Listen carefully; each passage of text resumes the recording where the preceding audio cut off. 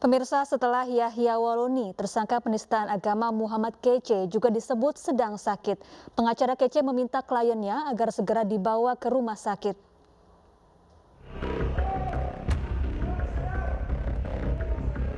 Tersangka penistaan agama Muhammad Kece kini dikabarkan tengah sakit. Kece yang tengah ditahan di rutan Baris Krim Polri disebut menderita penyakit gula tinggi. Jakarta Pusat berakhir. Kuasa hukum Kece pun meminta agar Kece dibawa ke rumah sakit.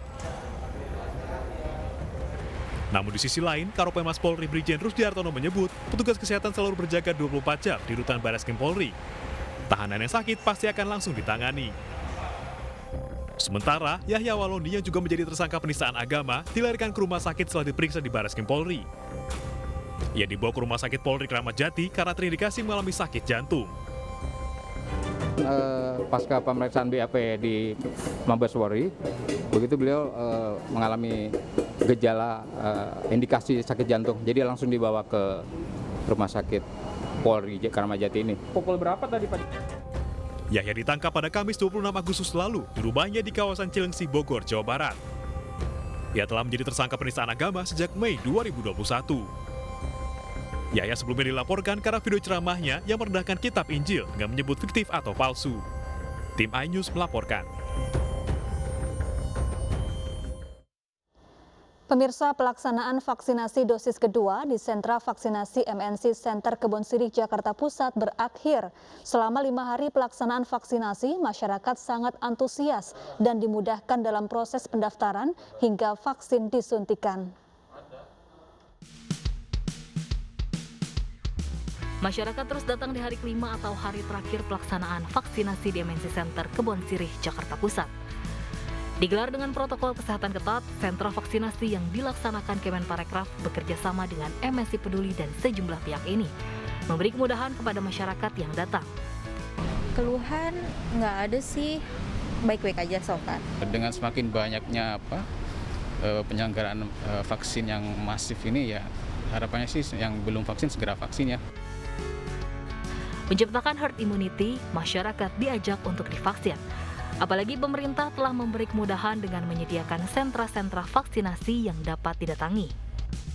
Sangat simpel sekali, sangat mudah sekali. Ya harapannya untuk masyarakat yang lainnya yang belum vaksin, ya laksanakanlah vaksin ini. Bagi masyarakat yang tidak sempat hadir untuk divaksin dosis kedua di sentra vaksinasi MNC Center, Kemenparekraf bersama MNC Peduli juga melaksanakan vaksinasi dosis kedua di MNC Studios Kebonjeruk, Jakarta Barat. Vaksinasi digelar 27 hingga 31 Agustus 2021. Tim Liputan iNews melaporkan. Semua terlibat, semua berperan, yuk kita bersama wujudkan Indonesia tangguh, Indonesia tumbuh. Mulai dari kamu, lindungi keluarga, lindungi Indonesia. Pemirsa, tambahan kasus konfirmasi COVID-19 hari ini menurun dibandingkan kemarin, yaitu 10.050 orang. Dengan demikian, total kasus konfirmasi COVID-19 di Indonesia menjadi 4.066.404 orang. Sementara itu, berdasarkan data Satgas Penanganan COVID-19, jumlah pasien sembuh bertambah 18.594 orang, sehingga total menjadi 3.707.850 orang. Untuk jumlah pasien yang meninggal dunia, hari ini bertambah 591 orang, sehingga total menjadi 131.372 orang. Kita beralih ke informasi lain, pemirsa. Warga Kabupaten Karo, Sumatera Utara mulai membersihkan rumah dari lumpur dan material longsor. Warga masih trauma dan khawatir longsor susulan terjadi, mengingat hujan masih kerap turun dengan intensitas tinggi.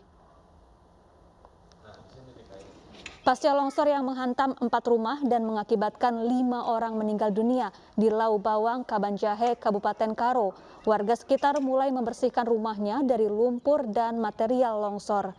Ketebalan lumpur di rumah warga mencapai 20 cm. Warga dipaksa bekerja keras dan bekerja sama membersihkan material lumpur. Warga juga mengaku masih khawatir dengan longsor susulan, mengingat cuaca buruk masih menerpa wilayah mereka. Hancur sih enggak, cuman lumpur sama air udah masuk sampai rumah. Itu kalau di depan teras kita ada lebih kurang 20 cm. Kalau di rumah mungkin 10 cm atau 5 cm udah pasti ada lumpur sama airnya. Itu kondisi di rumah kita. Sebelumnya, cuaca buruk yang melanda Kabupaten Karo, Sumatera Utara mengakibatkan longsor. 4 rumah warga di Dusun Lau Bawang, Kecamatan Kabanjahe hancur tertimpa material longsor. Sejumlah orang tewas dan hilang dalam bencana ini. Hingga kini petugas terus berjibaku mencari korban hilang dan membersihkan material longsor.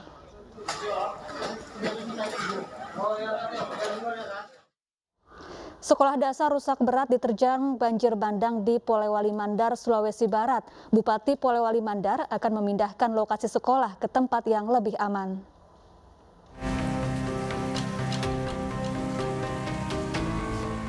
Sekolah Dasar Negeri 057 Papandangan, Kecamatan Andreapi, Porak-Poranda diterjang banjir bandang. Seluruh bangunan sekolah pun tertutup lumpur tebal dan kayu yang terbawa banjir. Bangku, meja belajar, dan buku-buku ikut rusak terendam banjir. Hujan deras yang turun sejak Kamis sore hingga malam memicu meluapnya sejumlah sungai.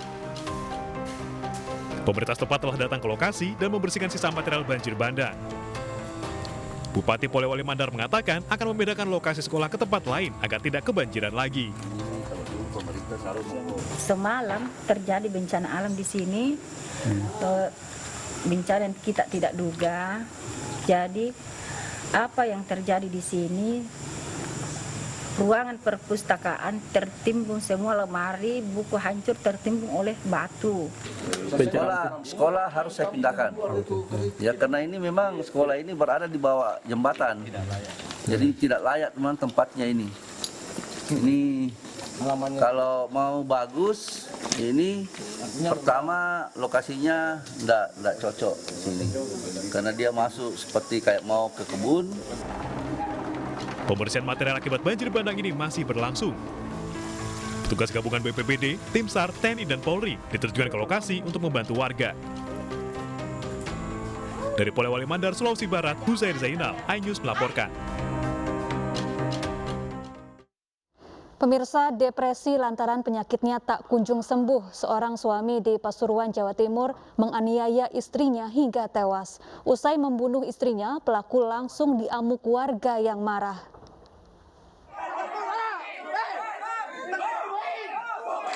Sukari, warga desa Mingkir, Kecamatan Winongan, Pasuruan, Jawa Timur, nyaris tewas karena amukan warga. Pria berusia 59 tahun ini dihajar massa usai menganiaya istrinya hingga tewas. Ia memukul kepala istrinya dengan balok dan kayu. Aksi warga ini akhirnya berhasil dihentikan setelah polisi tiba di lokasi. Pelaku sempat dibawa ke puskesmas setempat karena terluka parah. Namun pelaku dipindahkan ke RSUD Bangil untuk menghindari amukan massa susulan. Polisi juga terus mendalami pemeriksaan kasus ini. Jadi karena memang di situ warga sudah berkumpul banyak, kita himbau ke warga tidak melakukan tindakan sendiri-sendiri. Alhamdulillah warga bisa kita himbau dan pelaku juga kita sampaikan untuk menyerahkan diri dengan baik-baik, tapi karena kondisi lapangan seperti itu, pelaku melawan dengan melempar batu ke petugas, ke masyarakat yang ada di lokasi kejadian. Pasca peristiwa ini, suasana duka menyelimuti kediaman pelaku dan korban.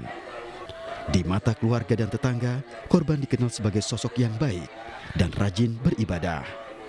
Korban merupakan ibu rumah tangga beranak satu. Adapun pelaku yang merupakan penjual es keliling, belakangan kerap sakit-sakitan. Dari Pasuruan, Jawa Timur, Jaka Samudra, iNews melaporkan. Pemirsa, lindungi keluarga Anda, tetap patuhi protokol kesehatan 3M, memakai masker, menjaga jarak, dan jauhi kerumunan, mencuci tangan di air mengalir. Bukan begitu, Davi? Iya, betul sekali, Syafa, dan pemirsa jangan lupa untuk dukung vaksinasi pemerintah demi terjadinya kekebalan kelompok agar pandemi segera berakhir. Usai sudah kebersamaan kita dalam iNews sore hari ini, mewakili teman-teman yang bertugas, saya Davi Pratama. Dan saya Syafa Ati Suryo, terima kasih atas kebersamaan Anda dan sampai jumpa.